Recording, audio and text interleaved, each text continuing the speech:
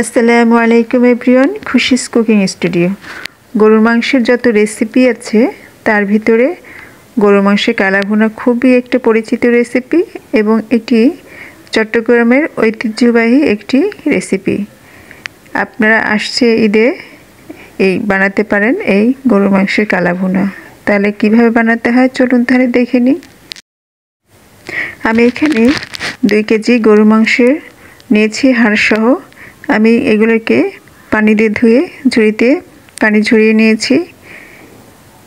মাংসের সাইজগুলো একটু বড় করে নিতে হবে, কারণ এটা রান্নার পর একটু ছোট সাইজ হয়ে যায়, তাই একটু বড় সাইজের নিতে হবে। তারপরে দিয়ে দিচ্ছি আমি পেঁয়াজ কুচি, দিয়ে দিলাম রসুন বাটা, আদা বাটা,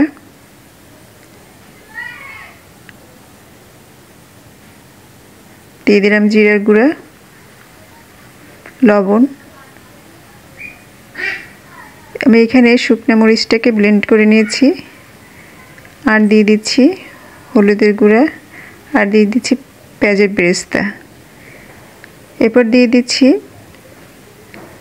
বেরেস্তা ভেজে যে তেলটা ছিল সে তেলটা আমি দিয়ে দিচ্ছি। দিয়ে দিলাম 2টো তেজপাতা, গোটা মশলা। এবার আমি হাত দিয়ে ভালো করে উল্টিয়ে পাল্টিয়ে ভালো করে মেখে নেব।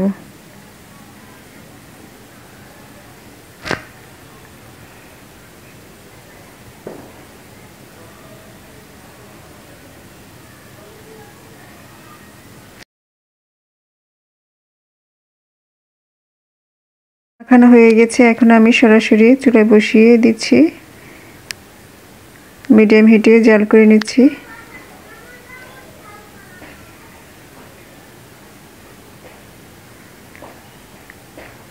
কিছুক্ষণ জাল করার পর আমি এখন ঢাকনা উঠিয়ে একটু নেড়ে চেড়ে দিচ্ছি। যেহেতু আমি এখানে এক্সট্রা কোনো পানি ব্যবহার করব না, তাই মাংস থেকে যে পানিটা বের হয়েছে এটাকে আমি এখন টানিয়ে ফেলবো এবং গোশটাও সেদ্ধ হয়ে যাবে। সেই সাথে সাথে আমি দিয়ে দিচ্ছি জয়ফল ও জয়ত্রীর গুঁড়া, গরম মশলা গুঁড়া। এখন ভালো করে নেড়েচেড়ে আমি রান্না করে নিচ্ছি এবং যখন পানিটা টেনে তেলটা উপরে জেগে উঠবে এবং কালারটা চেঞ্জ হয়ে যাবে, তখন বুঝতে হবে যে রান্না প্রায় শেষ পর্যায়ে। এখন আমি এটাকে বাগার দেব, এই জন্য আমি একটা ফ্রাই নিচ্ছি সরিষার তেল, দিয়ে দিলাম পেঁয়াজ কুচি। এখন আমি একটু লাল করে ভেজে নিচ্ছি, দিয়ে দিলাম 2টা শুকনো মরিচ।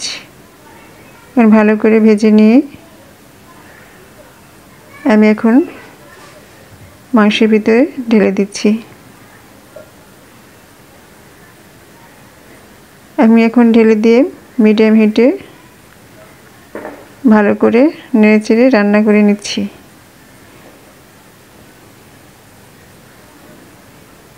একটু বারবার নেড়ে দিতে হবে যেন তলায় না লেগে যায়।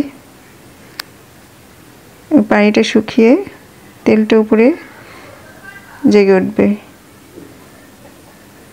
এবং কালারটাও চেঞ্জ হয়ে যাবে।